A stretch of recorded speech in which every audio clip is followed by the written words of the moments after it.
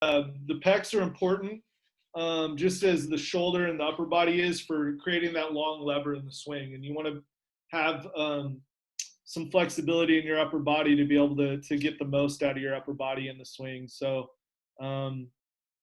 we also do foam roller stuff, work on our IT band, our glutes, our thighs, and then some mobility work. So you do some hip mobility, thoracic spine mobility, and shoulder mobility exercises pretty much every day before we hit. So these are just kind of getting into it. These are some of the exercises that we do. The one on the right, the 90-90, is probably the best stretch for a 18 to 22-year-old man, boy.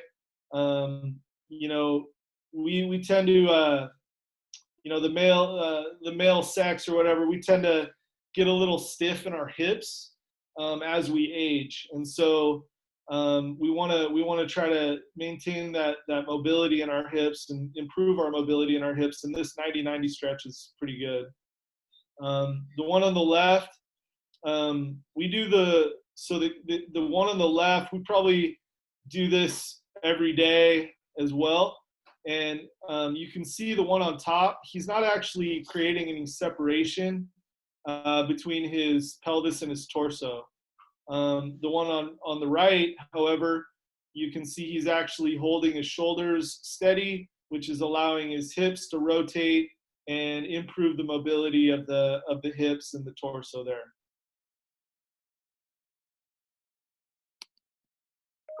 So this is some T-spine stretches that we'll do every day. Really simple stretches.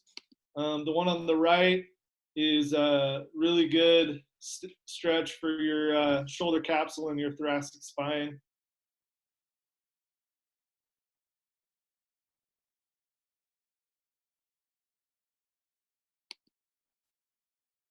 Okay, these are some other stretches that we'll do. The one in the middle there is good for stretching your IT band. It's like and then on the right, just doing hip flexor stretch, but at 3 different angles. And then on the left, you can see really trying to feel like during that forward move, the hitter is walking away from his hands and creating that stretch, and then triggering the pelvis there to feel that stretch through the torso.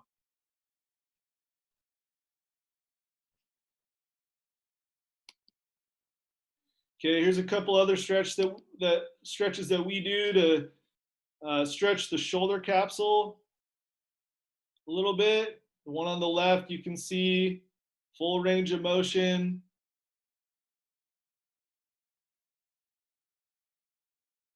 And then the one on the right as well, pec circles.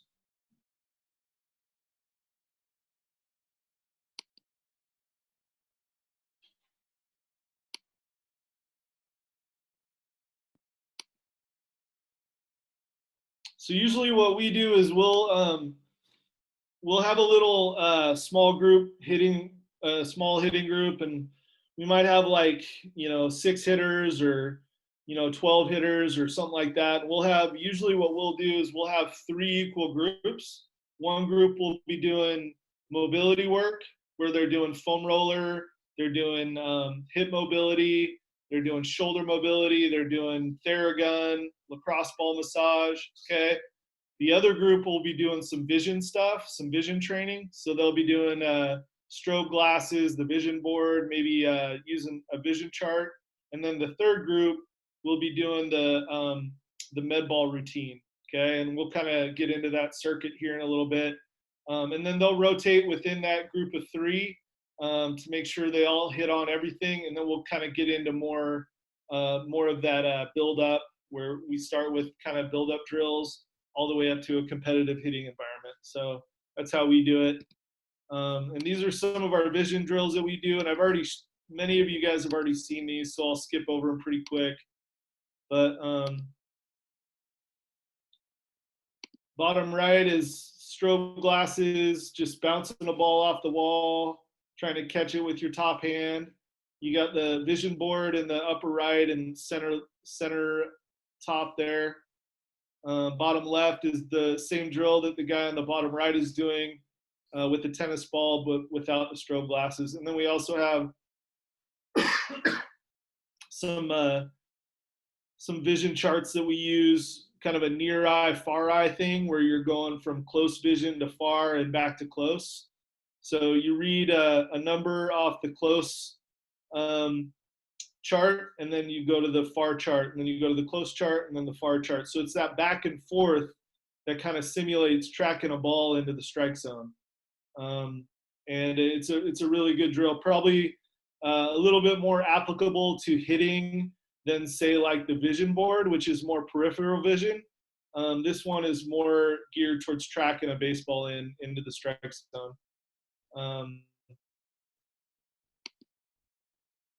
So this we're getting into our med ball routine here, and this is a warm up that we'll do. So basically the cue for our guys is to break the wall down. So they're trying to throw the ball through the wall, and we're not so concerned about mechanics right here as we are as just creating bat speed or whatever. We're trying to throw that ball as fast as we can. We want to throw from our back hip in a slight upward trajectory, okay? We don't want to get our top hand on top of the ball and throw down, because that'll reinforce more of a down swing. We want to swing up, so we're going to throw from our back hip, and we're going to throw up. That's why we have some targets on the wall for our guys, so that they don't get lazy with that. And you can see bottom left here is the same two guys that are on the bottom top left, and they're going righty to start off to get loose, and then they come back and they do some lefty, which is usually pretty funny. So that's how we get warm. This slide should have been one slide before. I was out of order here, but we'll do a little soft toss warm up that we usually get going before we'll do the med ball stuff. And we like to vary the timing with the soft toss. So that way our guys aren't just really getting heavy on that front foot and getting into some bad habits. So we'll actually use two hands, where we'll have one hand out like this, okay, and we'll go fastball, off speed, okay? So they don't know which ball is coming.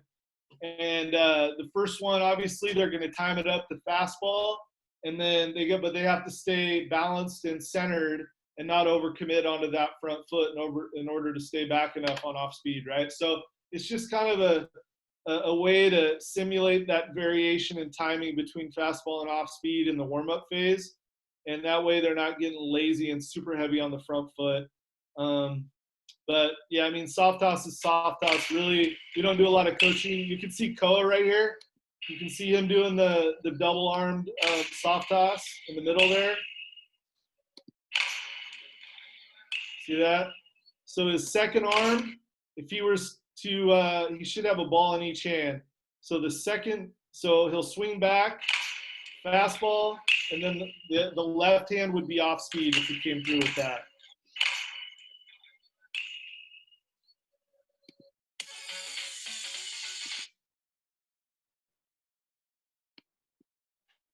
So this is another variation of that. This is adjustable side toss with hitting plyos. So you can use you can use these hitting plyos that I've talked to in the last couple sessions, and just change give them a variety in terms of speed and tempo, maybe lob one in to simulate an off-speed pitch. But this is another variation of what I was just talking about. Okay, so going back to med balls, this is one of our staple drills that we do as much as possible, pretty much every day. But I think this med ball is 6 pounds, if I remember correctly. But the key on this is the toss is very important. You want to toss the med ball behind them a little bit, and it's the step back drill. So you want to step back, and you want the ball to be right about here, right about hip height. So when you step back, you're catching that ball right at your back hip, and then you're just trying to basically sequence properly and throw that ball through the wall at a slight upward trajectory. One thing, and this isn't the best technique on this drill, you can see Cody here, his head is in front a little bit too much of his belt buckle. And on this drill, you'll see some of the guys, they want to throw that thing so hard because we cue them all the time to throw the ball through the wall. So they start to throw the ball with their arms a little too much. And you can see that's what he's doing here. So he's trying to throw the ball a little too much with his arms, and his head is getting out in front of his body a little bit. And that is going to, it's something that I should have said something about here, but you want the head to stay behind the belt buckle slightly, and that'll create a little bit more of an upward trajectory or an upward bat path. So we're big on these drills. Building the engine is huge. We're always trying to increase bat speed. So this is another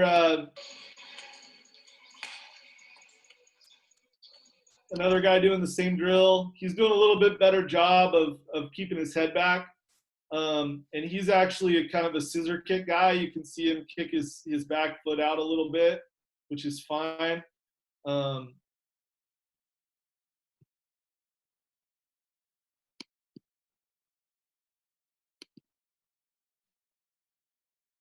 this is another drill where you start with your back facing the wall, and you slam the ball down. You don't want to slam it to where he's slamming it a little too high. See, when he slams it, the ball is about chest high.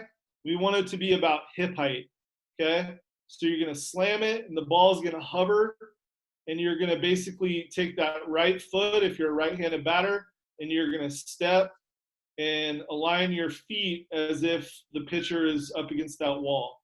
So it's a 1-2 rhythm. So you're gonna slam, right, left. Slam, right, left. And again, hip height, we want that ball to be at hip height, and we want that ball to be traveling at a slight upper trajectory.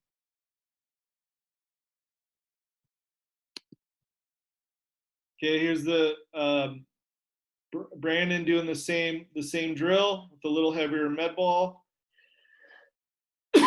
He's doing a better job, it looks like to me, with the height of the ball.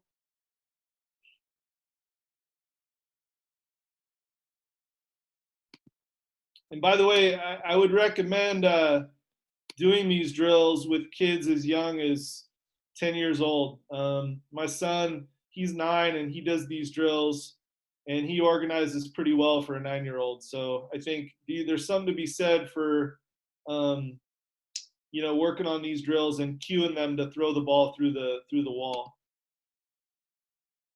This is probably my favorite drill. Basically, it's a partner drill, and you can use a bigger med ball if you want. We use these smaller med balls, but you're supposed to hold the med ball right at hip height, and you don't want to hold it so far back to where they have to coil their shoulders too much. Because remember, when we gather into our back heel, we don't want to rotate our shoulders. It's a linear move into our back heel, and then during our forward move is when we're going to feel that stretch. So if we hold that ball too far back, the hitter is going to be turning too much. Okay, so keeping it just, right about where on the right, it's a little bit better. I feel like it's a little closer to his hip, but when you reach for that ball, you're basically simulating a gather into that back heel, and then the forward move, because the ball is so heavy, the forward move, you're going to really feel that stretch, and you're going to build strength through your torso and through your abs and your obliques and everything else. So we do this drill, and then so they do like usually 2 sets, sometimes 3 sets. and the second or third set, the guy who holds the ball will actually resist. He'll actually resist for a couple seconds, like not a couple seconds, but like a split second.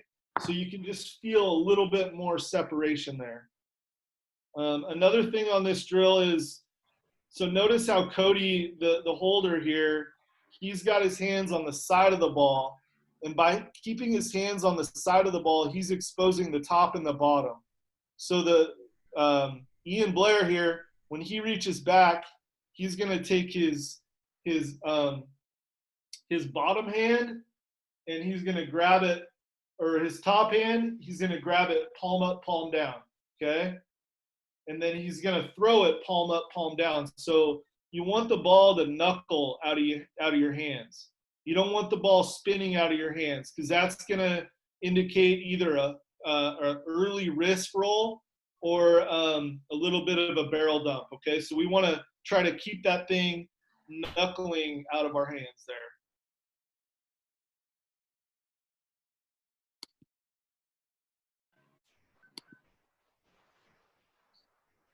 Here's some more views of the same drill here. Some other guys that are doing it.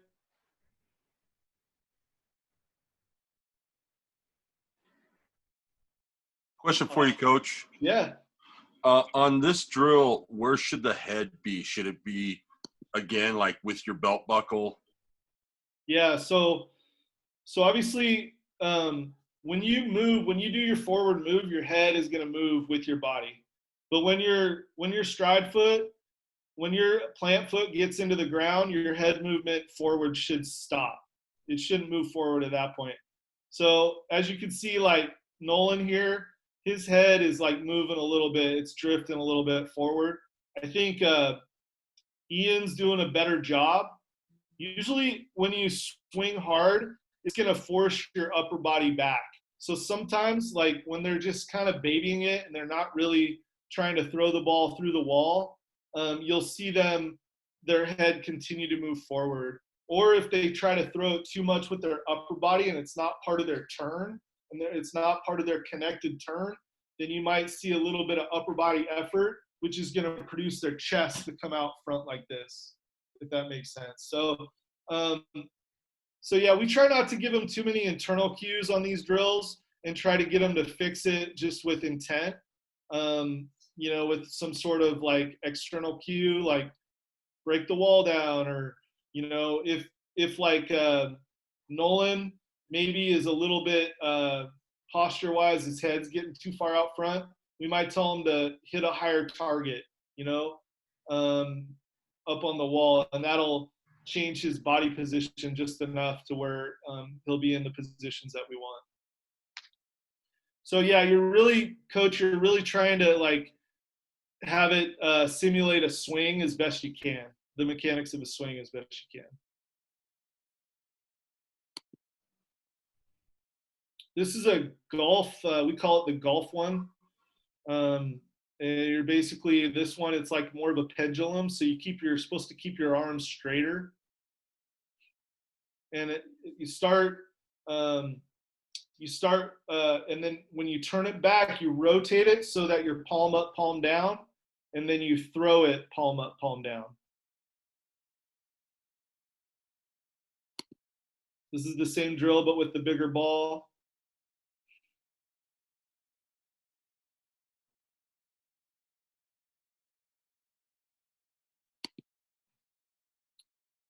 This is so when we talk about connection, early connection, and guys that have trouble with early connection, this is a phenomenal drill to help with early connection. Because as you could tell, so this is a heavy weight, a heavy med ball on a rope, and his bottom hand, Chase's bottom hand here, he's wrapped around the rope a few times. He's choked up on the rope a little bit, and he's wrapped it around.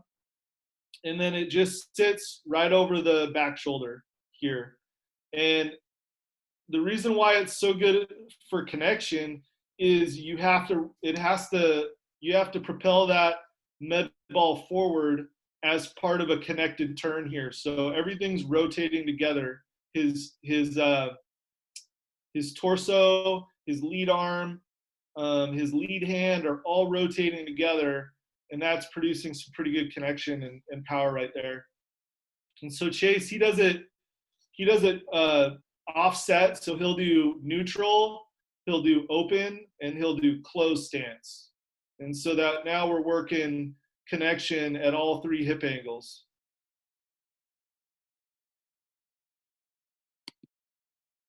Here's another guy doing it, not nearly as good. He's getting a little disconnected.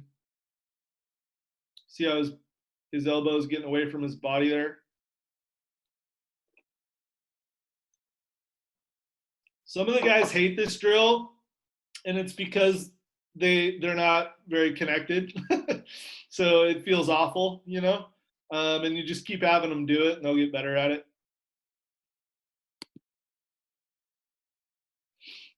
So these are some drills. This is the big poppy drill that we do all the time, a couple variations of it.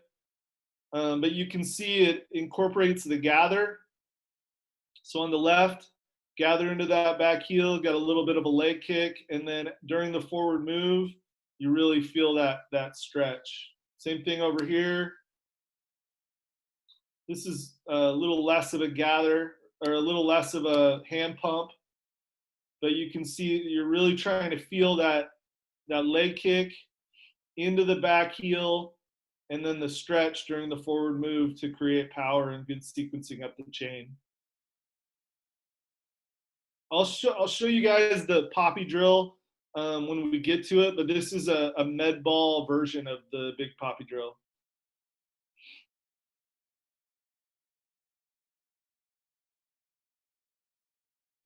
Trying to go slow so you guys can record and stuff like that. So we're getting out of our med ball stuff, and we're getting into some lead up drills, some build up drills. This is the top hand isobat drill that I think I talked to some of you guys about, and this is, we call it top hand isobat or JD Martinez drill, JD drill. But basically it's just one-handed swings with our top hand, and we're really trying to feel the good barrel depth. We want to feel our barrel get on plane deep and early in our swing, and your top hand is really what drives that. Okay. If we are too bottom hand, too much bottom hand in our swing, we're going to tend to pull the knob, and we're going to have a steeper swing. Okay, so we want to get our barrel working underneath our back shoulder. One thing I've discovered, and it makes all the sense in the world. I never really thought of it, but this drill is really important it's important for everybody, but especially hitters where their non-dominant hand is their top hand. Okay, so if you're a left-handed batter but a right-handed thrower, okay, that means your top hand is your non-dominant hand, right? So my son, he's a left-handed batter, throws right-handed. He really struggles with this drill, and he also really struggles getting underneath his back shoulder with his top hand. So it's a really good drill for those types of hitters, the guys that are non-dominant top hand hitters. But you can see how, like JD on the left here, you can see how deep his barrel gets on plane. So he's on plane like pretty much the ball's like off his back hip, and he's barrel's working up through it.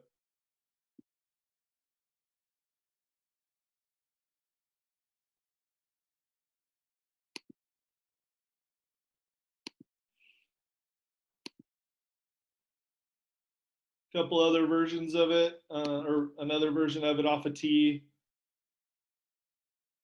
It's one of my this guy's now my infield coach. But really a good drill for bat path. Highly recommend it, especially because most people, when they do this drill, they'll do it wrong, and they'll they'll kind of, what they'll do is they'll, because it's an awkward position, they'll kind of roll their wrists through contact. And what we don't want to commit the barrel on this. Okay. Now notice on JD, when he does this drill, he's not rolling his wrists. He never rolls his wrists, really. Like it's like what we talked about he's casting a fishing rod, right? There's no roll there. So if we roll the wrist, our barrel immediately comes off the baseball. But if we get through the ball that way, okay, that's kind of the last piece of the kinetic chain, is that unhinging of the wrist out front. And if we roll the wrist around, we lose that last little bit. That's why our best exit velos and our farthest hit balls are always going to be pull side, is because of the way the wrist unhinges out front. Coach, you got anything? Phil? Keep rolling. Keep rolling. We're good? Like it a lot. Cool. So again, another version of it off a tee. Notice he's changing height here. So right here, he's doing high tee. He's doing high tee top hand, sort of middle waist high, and then thigh high to force the connection piece, right? Because if you don't have side bend with this, the barrel's gonna get away from your body and you're gonna get real sloppy with it.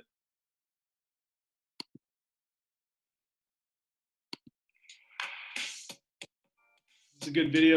Mitch Moreland with the Red Sox hitting coach. Yeah, soft elbow. When you come down and it's more of a hammer move, I think that's when the elbow gets in the slide.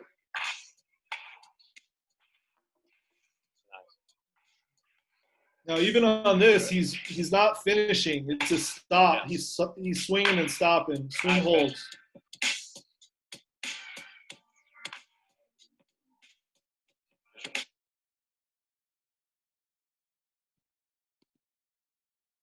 This is another good build-up drill. You can call it the split grip drill or the hockey drill. But the idea on this is to really feel the barrel working underneath your back shoulder and getting on plane deep in the zone. I'm not sure is this DJ LeMahieu here, but either way, he's just doing that in the on-deck circle, getting ready for his AB, trying to feel the right bat path before he gets up to the plate. No, it's Cliff Frazier. Yeah. That's Cliff Frazier batting. Cliff Frazier? Okay. Sure.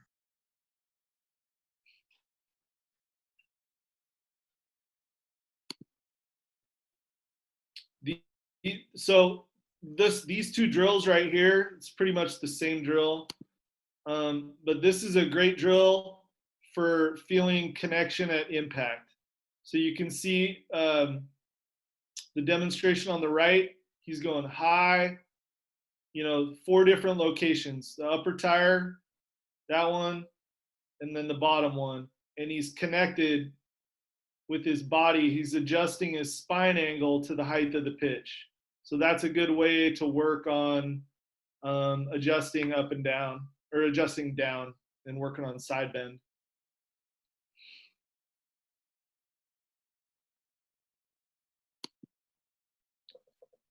A couple other good drills for feeling early connection.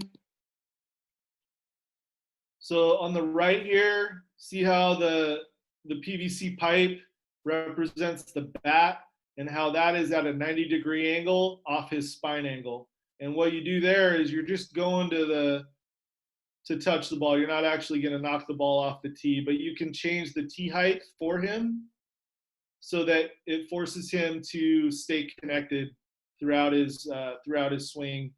And then this one right here, it's just kind of more of a visual thing to feel the different angles that you need to get to. how the barrel is going to get on plane deep in the zone.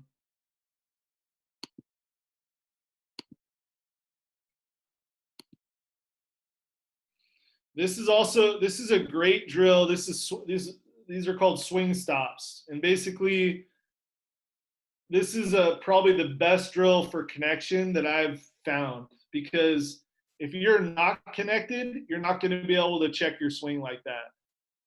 So it forces you to kind of feel that connection piece where your whole body is rotating. Your torso, your lead arm, and your hands are all rotating at the same speed at the beginning of your swing, and then they decelerate, from near to far out through the ball. No stride on this drill, huh, Coach? You can do it with a stride. We do it. I don't think we even really tell our guys whether to stride or not. Okay. I can't remember even telling them. I just said, go swing a PVC pipe and stop your swing. And they got to figure it out. You know what I mean? Because, it's like they're just the PVC pipe, because it's so long. It's got some weight to it, and you really gotta stay connected to do that.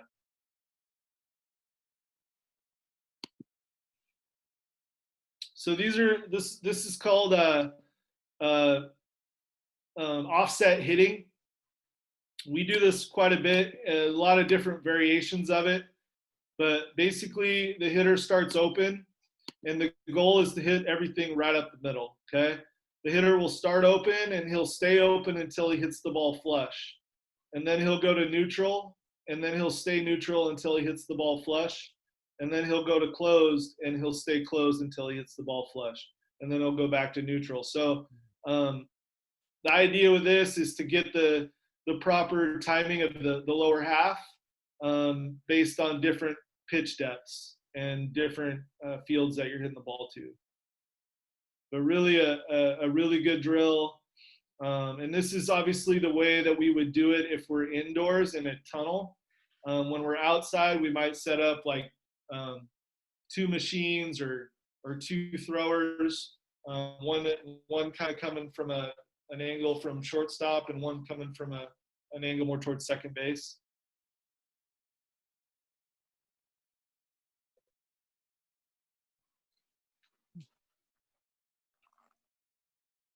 I think you froze. Yep. All right, we lost Brian for a second there, guys, so I'll jump in. Are there questions about that? I'll pick up on one of his points. Guys, do you have questions quickly while he reestablishes? Oh, sir. Okay. We need to figure out how to get him better internet. Hey, Ralph, we might have to fly you out there to hook that up, Ralph. I guess so. Let's see what's going on over there. Comcast is out of control. Paul, are you in a resort right now? No. I'm at my parents' house in Fallbrook. Uh, Looks like it though, huh? It does, yeah. Yeah, dude. Like up on the hill, not like downtown Fallbrook. Yeah. You have some avocado trees there? Nice out here. Yeah. Yes, there is. All right. Well, yeah, this is bound to Where happen. you at? Where you at, JoJo? I'm at a friend's house in San Bernardino. Hold on one second. This is Billings. Hello? Hello? You gotta let him in. I know, it's okay. Did Ben get back on NBA 2K20? He's blaming it on his son. Hey, give me his username. My daughter wants to play him. You said, you hear him? That's funny. Yeah, you got frozen on there. Well, Joe, mute for a second. I'll pick up one of the points. Good. Go ahead and mute for a second. There we go. So guys, let's talk about some of the med ball drills he was doing. Go ahead and mute, please. Whoever. Thanks. Some of the med ball drills he was doing, he talked about having, not being afraid to have younger guys do that. All for that. 8, 9, 10, 10, 11, 12. You can even make it an extra station when you have BP in a cage offset to a tunnel, or if you have a shell or a turtle and you're out on a field, you can create an extra station where a guy grabs the med ball and swings from ear straight through and from hip straight up, because he's always going from the hip straight up. All right, Joe, you're back.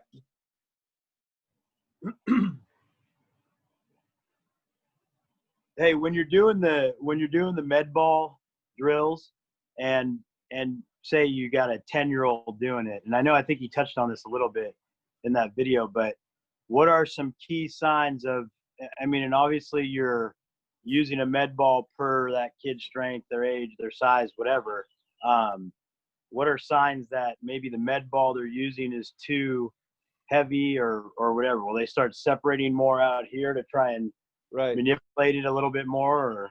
Paul, it's a good question. And it's like using a bat that's too heavy for a guy. The opposite is true. They usually bring their hands in because you can show them how much weaker they are with the ball away from their body and how much stronger they are with the ball closer to their body. Right. And don't be afraid to challenge them with an 8, 10, or 12-pound med ball when they're 11, 12, 13 at all.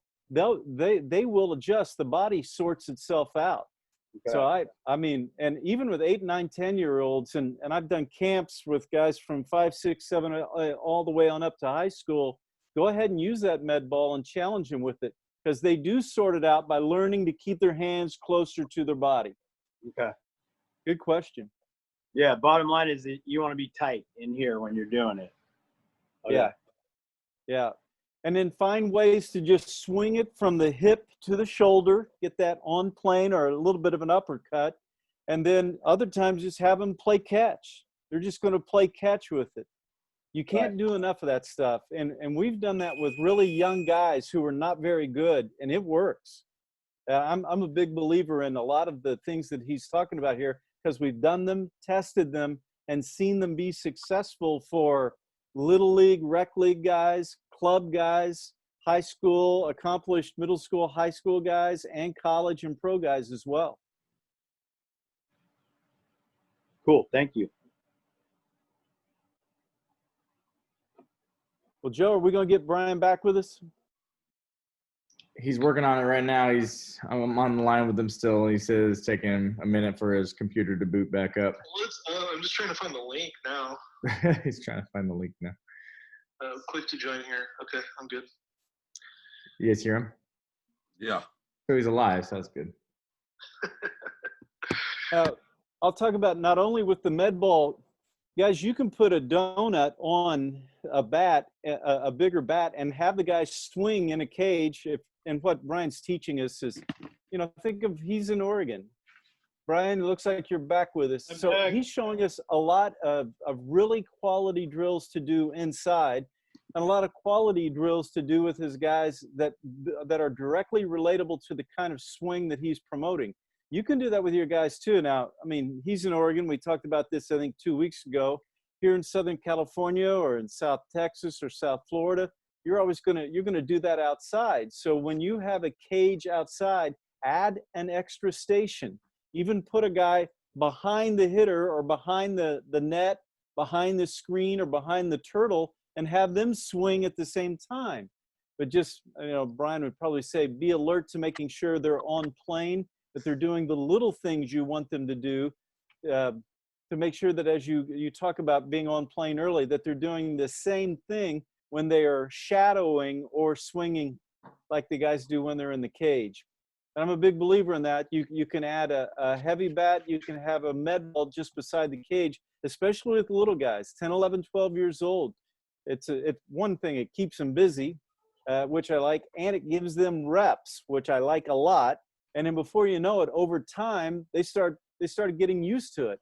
And it's always giving them that good mental game, that good visual of what they should be doing when they get in there.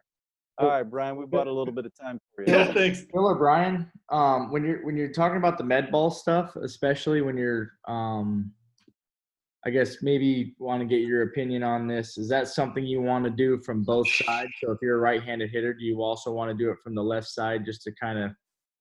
We do. The only one we do from the left side is the warm up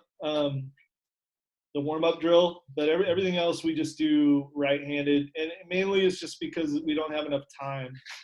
So do you think that could create some type of strength imbalances in some way? Yeah, I mean, yeah, I suppose. But it's the weight. Even though those med balls look big, they're not that heavy. And so for us, movement. it's not as much of a physical workout as it is you're trying to feel the sequencing. You know what I mean? So. Gotcha. But I overheard some of what Phil was saying, and he was spot on with everything. And just in terms of the weight of the med balls for young kids, we use like a 2-pound med ball, and even in some cases we'll use a basketball. So you don't even really need to have like something that's super heavy. And anything that's like 3 or 4 pounds, or anything more than like 3 pounds, they're gonna have a tough time staying palm up, palm down with it, you know? So they'll start doing it like this, or they'll start throwing it from top to bottom, you know, getting on top of it. So the lighter, the better with the younger kids, I think. I see, Brian, I just told him it's okay to use heavy balls. Yeah. Well, not because I'm contradicting you. Is I coached with guys who are big on explosion. Yeah. And I wanted guys to be more attack minded. Yeah. But really what you're doing here is you're teaching all around and building all around a really good swing, the quality swing and quality approach. I didn't give that as much I didn't give that as much time and attention. I wanted them to attack the ball, and then if they had problems with their swing, then we'd get them off to the side. But we wanted to get into attack crush mindset. So I'd put heavier balls on them. I'd have them throw them as high and as far as they could. Yep. Yeah. I mean, I think that's kind of important too, right? I mean, the kid will obviously dictate if they can handle it or not, but the explosion part, right, with the heavier med ball, I mean, is that true, or? Well, I'm a big believer in it. I love it, Paul. I want a little guy with a ball that's a little bit too heavy. Give them 3 weeks with it. They will prove to you that they will adjust, and they'll give it. And then they'll also see other guys and start competing with themselves and competing with their teammates.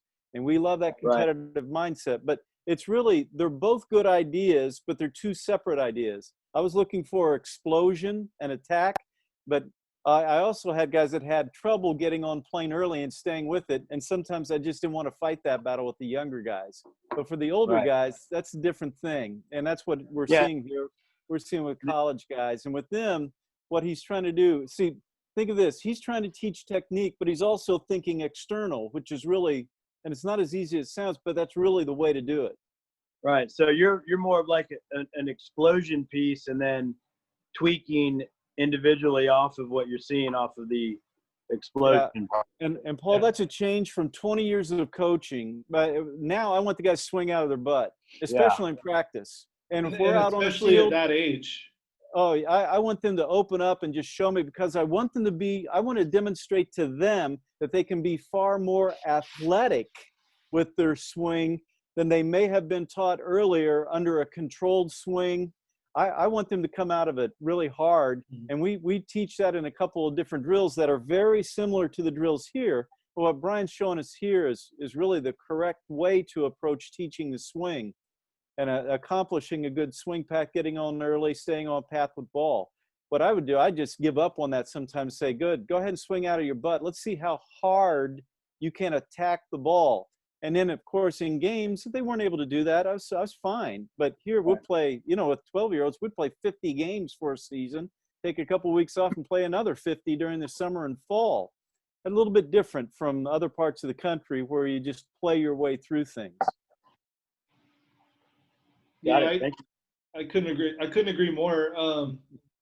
I think the idea of self-organization is just central in what we're talking about right now. And especially at that age, at the 9, 10, 11, 12, where if you give a kid that's that age internal cue, it's going to go to crap. I mean, the next one is going to look really bad, and because they're thinking about it and they're just not. Instead, you should just tell them to throw the ball through the wall, throw the ball through the wall at a slight upward angle, and most of the time their body will sort of self-organize and figure it out on their own. Well, and guys, I worked with a guy who won the Perfect Game Home Run Derby this past year, accomplished athlete. I've been with him since he was 12, but his body changed twice from age 12 to 18. He got tall and skinny and weak, right? And then he started filling out and he got a little wobbly and weak. And he was a weightlifter, but his body changed twice. So when I taught him one swing at one time, he lost it.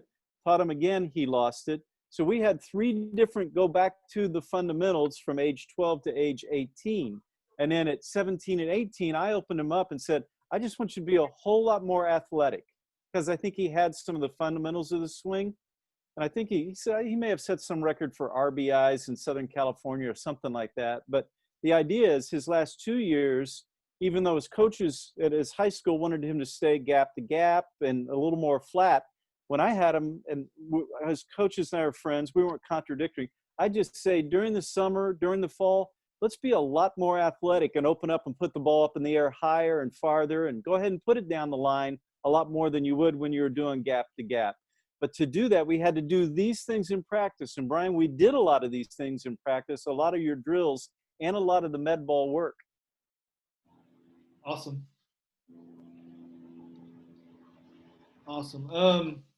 Cool. So just kind of picking up where we left off. So we were talking about offset hitting, I think, when I got kicked off there. But this is a different variation of offset hitting. This is with a long bat. So this is a 37-inch, 37-ounce aluminum bat. And it's off a machine. So he's going to be open, then neutral, then closed. And he'll continue to hit with the same stance until he hits one flush, and then he'll go to the next one.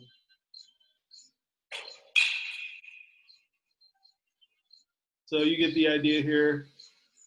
And then this is outdoors. We'll do angle or offset hitting, but just with 2 different machines.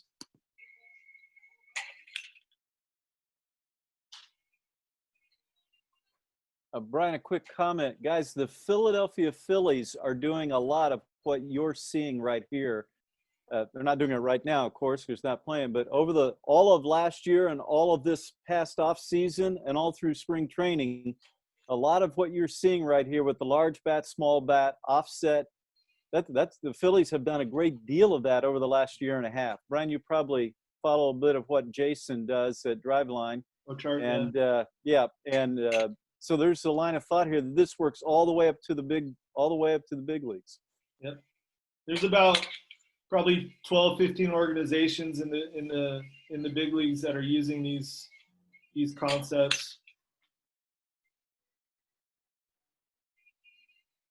And a couple more that are arguing over them. Sorry, Coach. And a couple more that are arguing over them. Yeah. Trying to decide if they're going to do it. No, they want to do it, but then they're arguing about it. That's all there is. It's an ongoing argument. So this is the step back drill, and I'll just let this guy explain it here. And we're going to be working on step back drill that's going to help with connection, rotation, and on-plane efficiency. So the athlete's going to start at the beginning. He's going to be at the middle position. He's going to step back and hold. He's going to get in a good hitting position. And what we want is this. We want the barrel back and swinging through the ball. Right? Okay. Then we take a look at our numbers. We want double digits rotation. So we're a little low right there. We're going to switch spots. We're going to go low and away. What I'm looking for is for him to stay within 2 to 3 miles of his bat speed. Don't matter the location. Go ahead, step back. A little bit more of a body tilt. Step back. Go ahead. So one of the important parts of this drill, in my opinion, is just you got to have slow feet when you do this. I think if you try to be too fast, you lose the whole idea of like having a 2-part swing, having a gather and a go. But I really like the tempo that this hitter is Hey using. guys, today With this, we're here at he's got a D-Line North, little, and we're gonna be he's got working kind of on a step back drill slow that's gonna help leg kick connection, with it, and a little, rotation, almost and like a lane pause. efficiency. So the athlete's gonna start at the beginning. He's gonna be at the middle position. He's gonna step back and hold. He's gonna get in a Now, good Brian, if you watch, guys, if you just watch the feet, this is Nolan Arenado. Yep. Joe's dad showed me Nolan when Nolan was a sophomore in high school, so I've been watching Nolan for a long time. Oh, you know him? Oh yeah, and all the family, Fernando and Jonah and all those guys, and Oh, Josh's wow. cousin. But if you watch, this is what Nolan does all the time, and that's what, and the same drill we just called the Nolan Arenado drill, to get guys to sink into their back heel and drive off of it. And then Stanton does some of this stuff too in his drills. But he changes his stance regularly. But this is Arenado consistently right now. And you'll see him do this in games too. Yeah, he does the step back in games. So does Chris Taylor. Chris Taylor does it as well with the Dodgers. Hey guys, so this drill here, the step back drill. This is the poppy drill, big poppy drill. The big poppy drill. The idea of this is to work on good body sequencing. First, we will lift the front leg and touch the knob of the bat to the knee, stride out and separate. So There, this you'll continue the swing in one fluid. This is the drill that we had a med ball version of, or 2 med ball versions of this drill. Awesome drill, one of my favorites, because it incorporates both the gather and the stretch during the forward move. So when you do the hand pump forward towards the front knee, and then when you come back to launch position, that sort of simulates that stretch during the forward move. My son was doing this earlier today and rocking it. So Make sure things are under control and in sync, and we're not rushing through the drill. A lot of hitters tend to leave the hands behind them as their shoulders start to rotate. Make sure things are back on time and ready to go together. Good. For more drills like this, head to the training center. this is a hook 'em drill. This is a good drill for hitters that tend to drift past their front leg.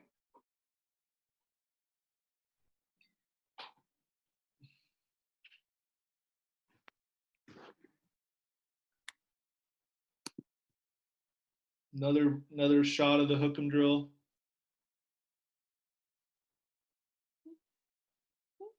That's the hook 'em and poppy drill there, back to back.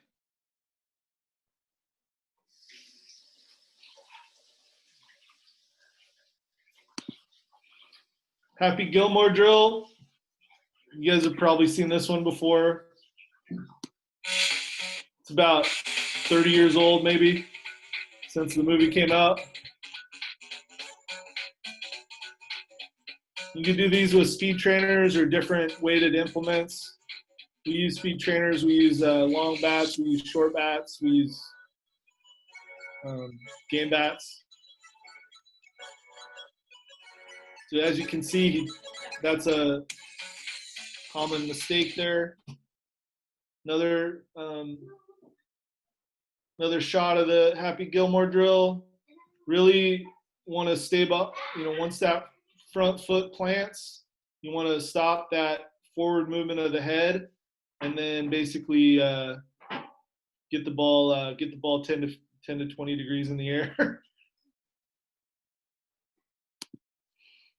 This is a good drill. It's called the rocker drill.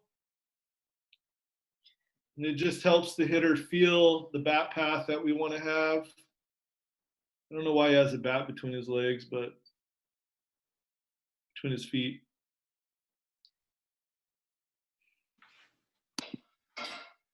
Another version of the rocker drill where you just feel that weight shift into the back heel.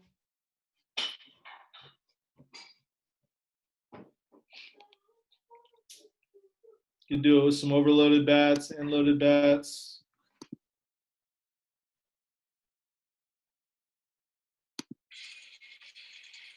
Oh, I just want to play this for you. These aren't drills that, some of these drills we do, but I just think it's really cool. I found this video and I wanted to play it for you guys. First drill I start with off the tee is kind of just a top hand, stay through the zone, off the ball. So it goes like this. And why I'm doing this is because, since I'm a lefty hitter, right-handed thrower, this is naturally my weak hand. So I want to just do this like the strength of it, so that way it doesn't drop down. So I can just stay on plan with the pitch and then stay through it. So it kind of looks like this. And kind of want my top arm to be kind of straight out. That way it stays through the ball as long as possible. And then the next drill I'll do is called split grip.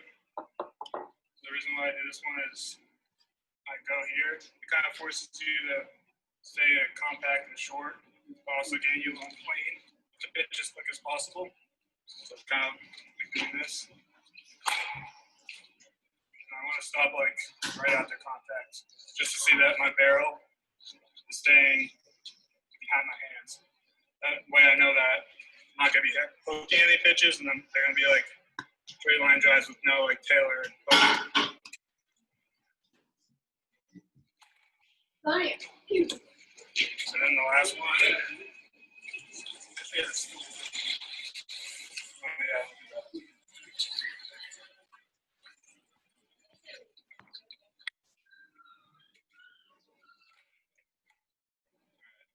last drill is high tee. So, because nowadays, with knowledge of pitchers, like, if they got like the high experience and they want to work top of the zone, I've been doing a lot of high tee this work off season just to work on not getting under that pitch, so that I'll pop it up in games. So it'll look like this.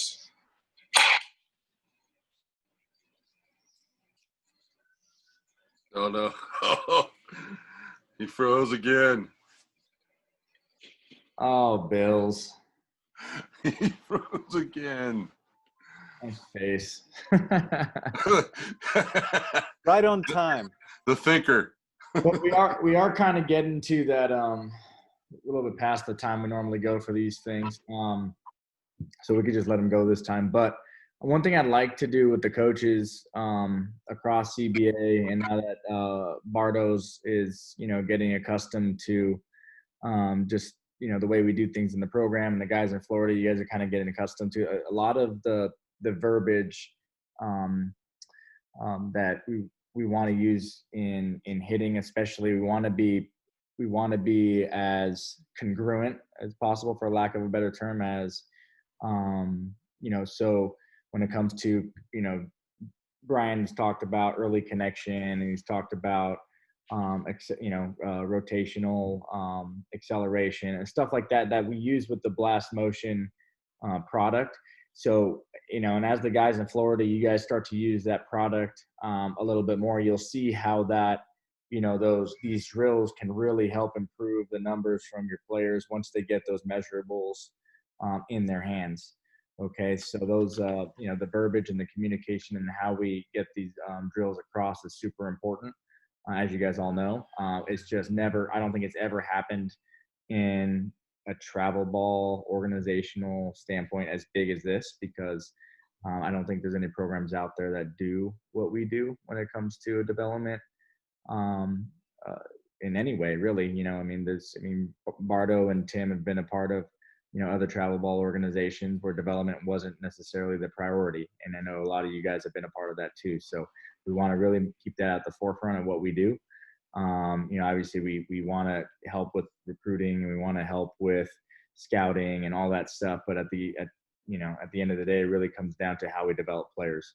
So the way we communicate with each other is just as important as the way we communicate with the players and the coaches within the organization underneath you. So, with that, does anybody have any questions or some insight on the presentation today?